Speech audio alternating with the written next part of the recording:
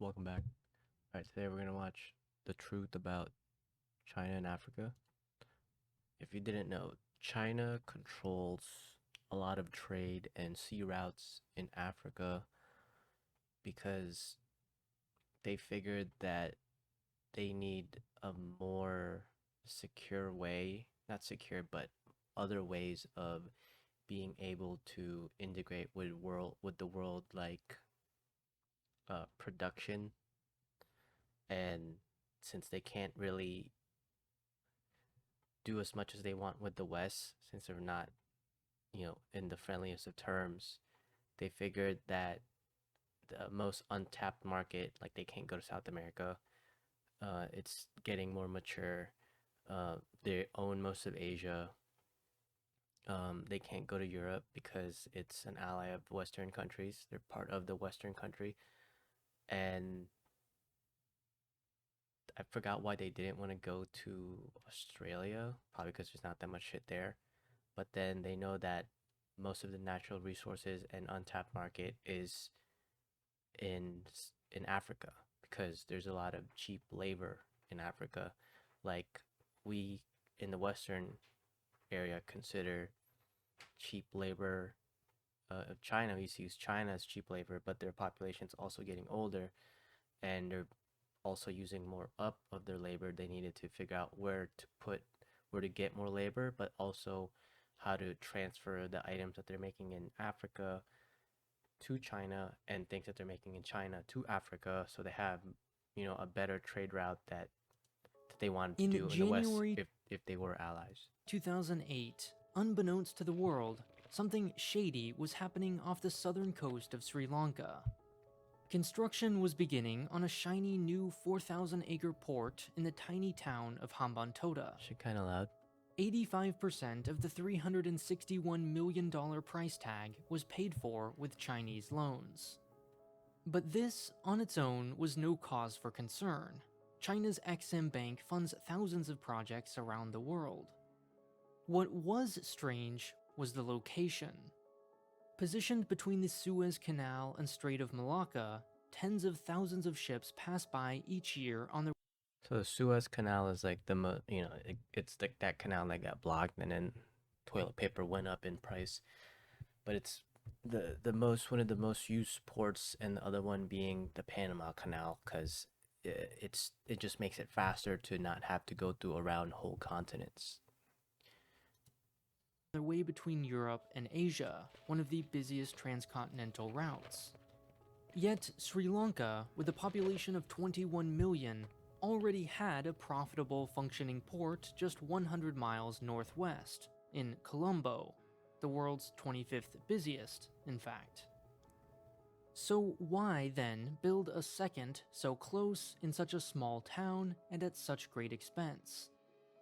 Sure enough, this And it's going skepticism ham. would soon be vindicated. In 2012, 3,667 ships berthed at the neighboring port of Colombo. 2 years had passed then since the opening of Hambantota, yet it attracted just 34. By 2016, the project had lost $230 million according to its own Ministry of Finance. And there's more. In addition to the seaport, These an allergies are equally fucking pristine killing and me. equally empty airport was built nearby. The last remaining airline pulled out in 2018 due to insufficient demand. Its long runway and modern terminal may now be used for long-term parking. So, if not profit, what motivated these extravagant investments? It all begins to crystallize when you just zoom out. Sri Lanka is geographically blessed not only with proximity to global shipping lanes, it's also just 34 miles at its closest point to India, one of China's closest rivals. Coincidence? Maybe. But I then think in not. 2017 came what many see as the smoking gun. Unable to pay back its many multi-million-dollar loans, Sri Lanka was forced to hand over the port and 15,000 acres around it to China. It didn't take a wild imagination to see how the country then already notorious for making illegal claims in the South China Sea might use this strategic outpost for more than mere shipping. Since then, close observers have watched the same early warning signs play out around the globe. Tajikistan, Djibouti, Ethiopia, Kyrgyzstan, Angola, Nigeria. What could once be dismissed as circumstantial, many now argue has become a neo-colonial playbook. It's called the debt trap. Debt trap diplomacy. Debt trap. Debt trap diplomacy. It's a really ingenious way of taking land without having to commit acts of war. Because it's not, debt trap isn't considered an act of war since the country is asking for the money. Like the Chinese government in some countries also extend it saying, hey, we'd like to help you out and give you some money and you guys can make your whatever fucking building you want to make. Like some do ports, some do stadiums, some do buildings for, corporations, and those become non-profitable because the equity that they're given is way too large of what the local populace can support to pay them to pay China, right? So whatever, like let's say the port, if there's already a port there and they want to do another competing port, then you're halving the value of money in the area that could be given to you at any given moment, unless that port was overrun and it was losing business because it just couldn't handle the amount, the output and input going in that port. But if that's not the case, like it was here, then you lose that land. So China owns the land and they can put their own people in there, but also they can put, military bases. I'm sure that's what he's preluding to. They can put their own housing there. They can put their own people there. The overpopulation in China is pretty large. So them being able to just put them in little, nation states that they're putting all around the continent not only alleviates the natural resource stress that they have in mainland China, but now they have what the United States have been doing is the same thing that China's doing in a different way. We've been putting military bases in all different places to say that we're there to support just in case someone attacks.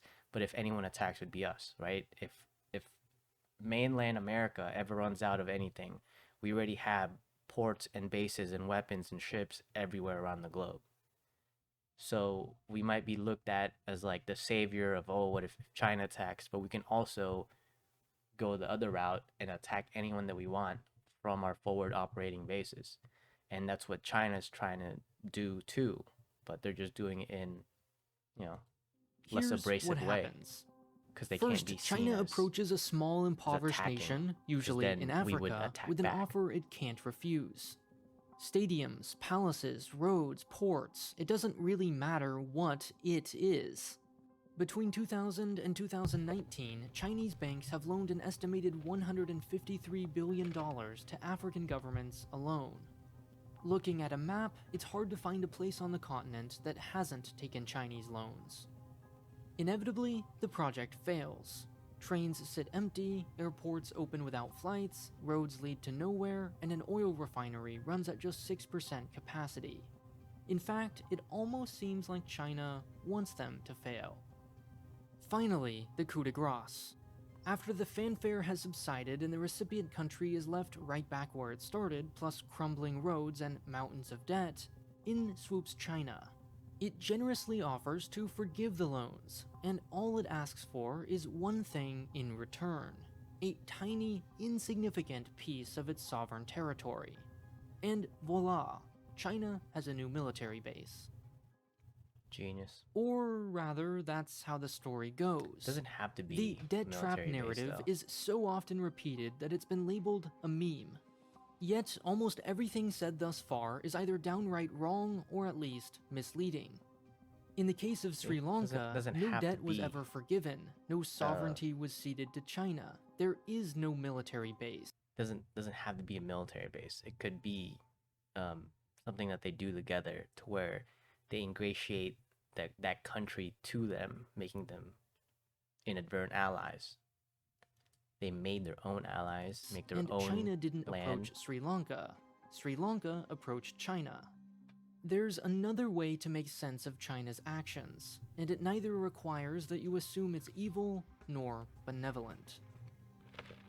Sponsored by Brilliant, learn math, science, and computer science the intuitive way. The Committee have, for the last 80 years, provided it. Actually, don't skip But those. what these largely Western countries But, you and know, banks will pay trying to for learn here. has changed dramatically over time. At one point, 70% of World Bank financing went toward economic infrastructure, physical things like roads, water, and electricity. Today, just 30%, in favor of things like education, democratic elections, and Man, that family kid fell planning. hard. Oh my god, you see But him while bop? the West has largely That moved fucking on bop on from the head. infrastructure, the developing world hasn't.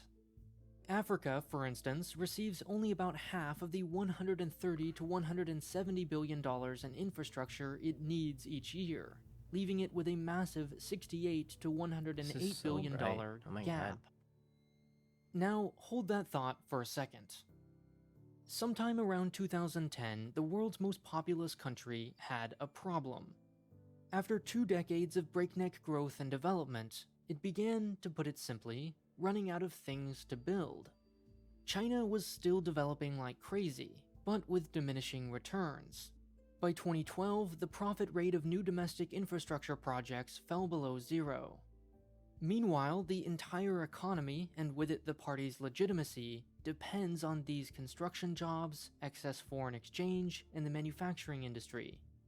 In short, to feed the bottomless appetite of capitalism, China needed to find new consumers. Supply meet demand. In Africa, it found the perfect match. If one views Untapped development resources, as a bro. predictable, repeatable series of need the money. stages, China need the was only resource. recently one stage ahead of Africa, meaning it had lots of experience building exactly the sorts of things it now needed.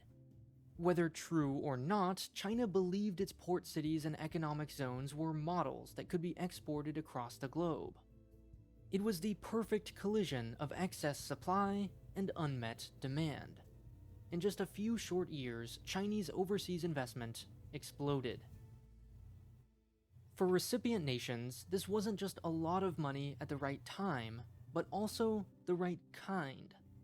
When giant multilateral institutions like the World Bank lend you money, you better be prepared to show exactly how, when, who, and where it went. And in addition to all the paperwork you'll have to fill out and kickbacks you'll miss out on, you might even be required to implement policy reforms. Aid, in other words, is both free and extremely costly. That is, until China came along. The icing on the cake of Chinese money is that its companies don't ask, why do you need this project, only when can we get started? The result is that these investments are designed to be as scrupulous and economically viable as are the recipient governments. When local politicians are careful and institutions strong, Chinese investment is uniquely valuable because it takes on countries and projects someone more cautious might avoid. The Chinese shipping conglomerate COSCO, for instance, turned Greece's purest port into the Mediterranean's second largest, despite being one of only 2 bidders to take control in 2016. Low-interest Chinese loans helped Angola boost its credit rating, giving it access to new lenders. When it goes poorly, on the other hand, it can go really poorly. The state-owned Chinese communications construction company was debarred from the World Bank for bribery, and Chinese officials were involved in Malaysia's development Berhad scandal. In the case of Sri Lanka's Hambantota port, the story is a bit more complex. First, you may ask, was the project destined to fail? The answer is inconclusive. What we do know is that its government had been considering the project for decades before it approached China. And while the port of Colombo is indeed nearby, it was then approaching capacity, and many of the world's ports are close to one another. A second and separate question is, was corruption involved? Here, the answer is a resounding yes. Hambantota is not just any rural coastal town, but but the hometown of the president who signed off on the project. Despite a large rock blocking the harbor, making it entirely unusable, it opened on his birthday in 2010, a sign of his personal association and involvement.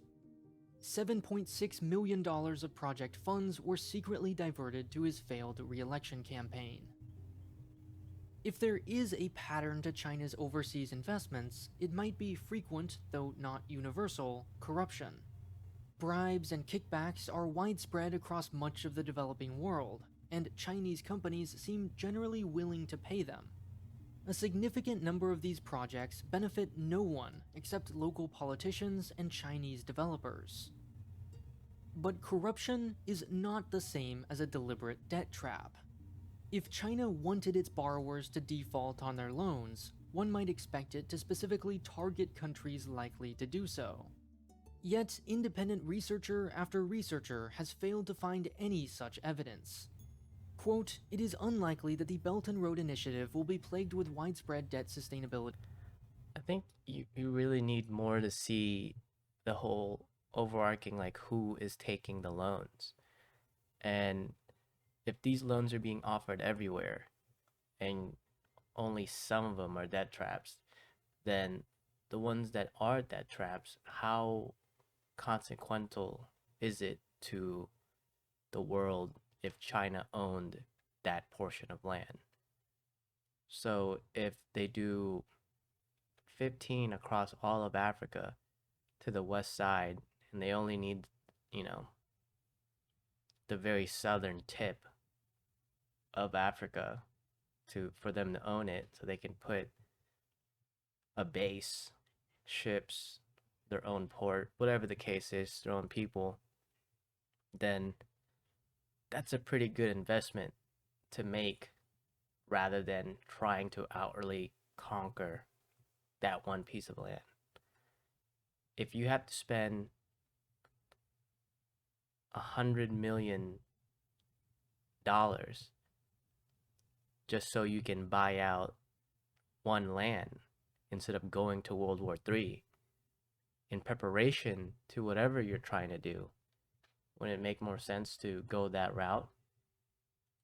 It problems, raises less says the eyeballs. Center for Global Development. Let, The Lowy Institute places like finds Russia that, quote, keep the 90% of people's China's attention. bilateral loans have gone to countries that could sustainably absorb such debt. And finally, Deborah Brodigham of Johns Hopkins writes, quote, "So far in Africa, we have not seen any examples where we would say the Chinese deliberately entangled another country in debt." Experts attribute China's slightly higher lending to high-risk countries as compared to, say, Japan or the World Bank, to its sheer scale. Remember, we're talking about over 10,000 projects across over 100 countries. With this much money being spread across this wide a surface area, there will be a few white elephants. Add in its no strings attached, look the other way approach, and that number doubles. Now, China may not set out with this intention, but you might argue that once it sees an opportunity, it takes advantage. Two countries are usually cited as examples. First, if all one knows about Sri Lanka is that it took out a $300 million loan in 2008 from China, who then took over that same port in 2017, it may appear to be a clear-cut case of debt trap diplomacy. But what this version of events misses is context. At the time the deal was struck, China was not even Sri Lanka's largest source of debt. Actually, it owed more to the Asian Development Bank, Japan, and the World Bank. The Chinese portion represented just 10% of the total. So why did Sri Lanka make the deal? In 2004, it suffered a devastating like tsunami, China can't which buy contributed that to a debt decline from in exports. other countries that want This, their money in back turn, if they're led not to going a to get paid balance by of Sri trade Lanka. problem. In short, because it was importing more than it was exporting, it ran out of US dollars, which it needed to make payments on its loans. In other words, Sri Lanka needed hard cash today, which China provided. It was almost certainly unwise to take out even more loans to build the Hambantota port, at least at that time. But it would have had this problem regardless, because the vast majority of its debt was owed to other nations and institutions. The exact details of the deal are also frequently misconstrued. What actually happened is that the Chinese company paid $1.1 billion for a 70% stake of a 99-year lease. No debt was forgiven in the process. The money was used to pay off other loans from other countries. Neither will it gain a new military base, at least not, as the lease stipulates, without Sri Lanka's explicit permission. Next is Djibouti. Here, in 2015, China built its first and currently only overseas military base. But so has Germany, and Spain, and France, the UK, Saudi Arabia, and the US. Its colonial history is long and complicated, but the ultra-condensed version is that, in place of natural resources, Djibouti has access. My thing is, if they're going a route that is, a little bit more complicated than outright putting a base in a piece of land, right? Because like the U.S. government leases out every single base is leased out land from that state, country, whatever the case is. They're paying them money, some sort of income for that piece of land. Either it's protection, it's part of a treaty, it's part of this, part of that deal. That's why they have that piece of base there. And in most states, it goes out to the local government, and the local town gets money from the base, and that's why they have that base there. So if China was to go and do that, it would look like a start of aggression. So if they're going out the way of getting these loans out and they were to put a base after they've gotten the land, a lease, why the fuck would they ever announce that this is a military base? Why wouldn't they just say this is a port and we're keeping personnel here to secure these items, or to make sure that the people here are okay? We're putting some things here to make sure that our people that are on land are safe. Like, why would you ever say, like, yeah, man, we're building a military base, if that shows as a sign of aggression? If like the fear of China making a base in the first place is a sign of aggression, and the whole Western country should be scared, why would they ever announce that? What strategic value do they have in announcing that they're making bases? Access to this 18-mile wide choke point between the Red Sea and Indian Ocean. Its leaders have squeezed this fact for all it's worth by renting land to almost any military willing to pay. Even Russia is invited. Africa is not a country. Every nation that borrows from China is different. The debt trap narrative is right to identify an inherent power differential between giant China and the mostly much smaller countries it lends to. But by portraying China as the only party with agency, it neglects the unique circumstances of each nation and absolves corrupt local politicians of all culpability. Take a look, for instance, at the amount of debt China has refinanced, renegotiated, or outright forgiven. Less than France or Japan, but not far behind the US or Germany. This data suggests recipients have some degree of leverage. Of course, none of this should be confused with charity. When Chairman Xi Jinping visits Senegal, one of the continent's poorest nations, for example, China gains something valuable, though intangible. While it may not be a primary motivation, it receives in return diplomatic recognition, support, and when it comes to, say, the South China Sea or Xinjiang, silence. So, is Chinese investment A, an ambitious 21st century Marshall Plan on steroids, or B, one giant Trojan horse designed to bankrupt poor countries and put the People's Liberation Army in every corner of the globe? Well, neither.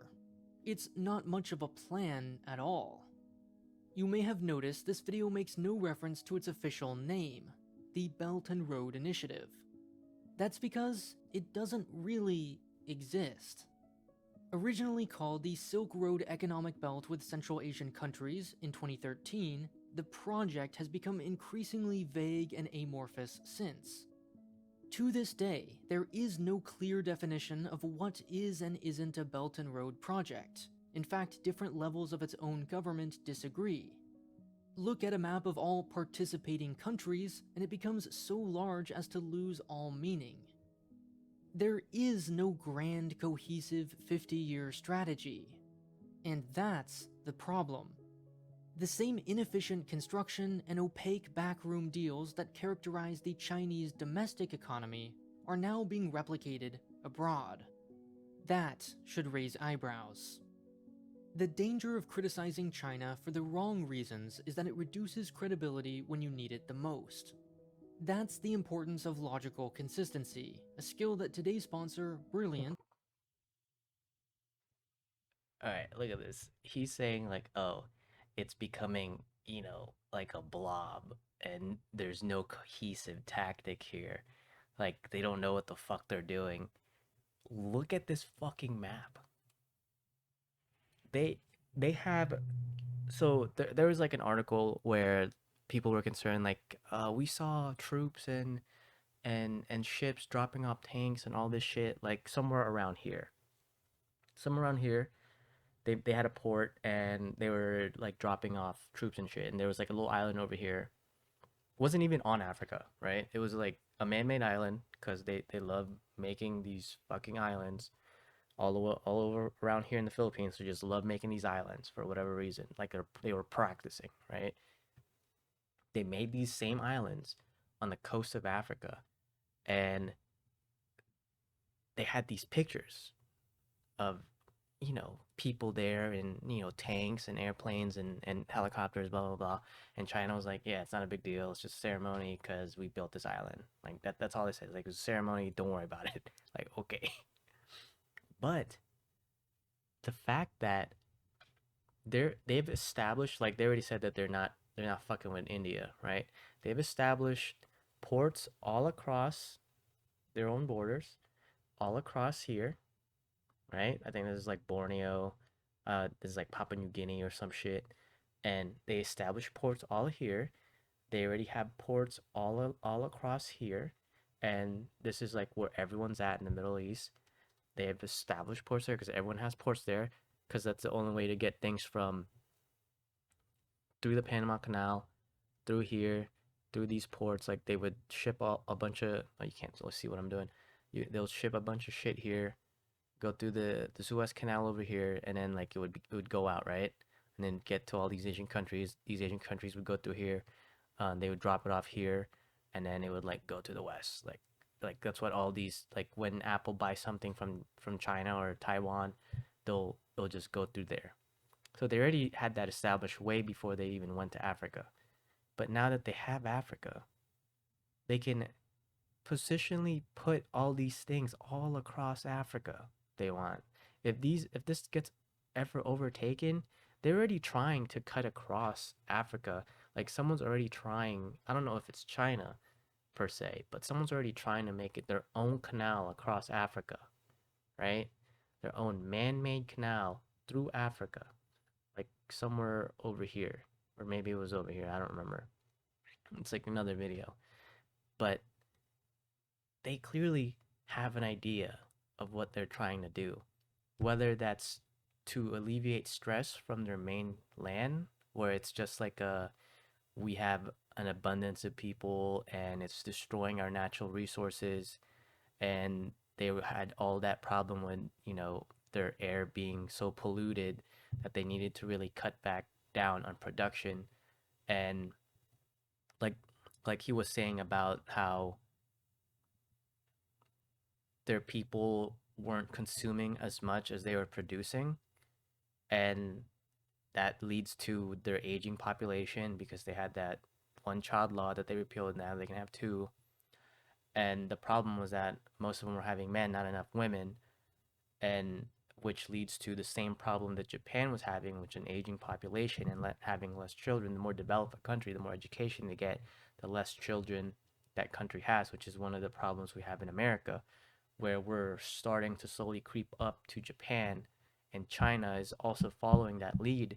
That Japan is leading in that. Like Japan is an economic and production capital where their workforce has gone too old and is siphoning too much from young people who aren't as productive as they can be. because the production needs from them are way greater than it was for the older generation, which is the same thing happening in America. So Japan figured out that if they can not only alleviate stress from their mainland country from production needs and put military bases on places, why not?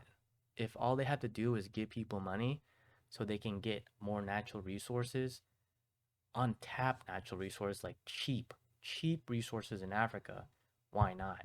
If all it takes is $1 billion to get $100 billion worth of shit, why would they not do that? Us in the West have like said fuck it to Africa. Like we don't want to deal with that because we're still dealing with Asia. We're still putting all our like Asia is slowly catching up to where our dollar is buying us less things. That's why everything that we have is getting more expensive because we refuse to go to Africa and use their manpower, use their natural resources, and whatever the case is. And China's like, untapped market, bro. Let's go use up their shit before we use up all our shit. Even though all their shit's probably almost used up. But yeah, shit's kind of cool, right? There's so many cool things happening in the world. And I mean, not cool because wars are happening, but there's so many little games that every country is playing that you can like now watch on YouTube. You can see everyone's take on what every country's doing, their geopolitical scenes, their little schemes that they're doing in other countries, where they're spending their money, how they're positioning their troops, and you can kind of just like watch all this shit for free. For fucking free. Wild.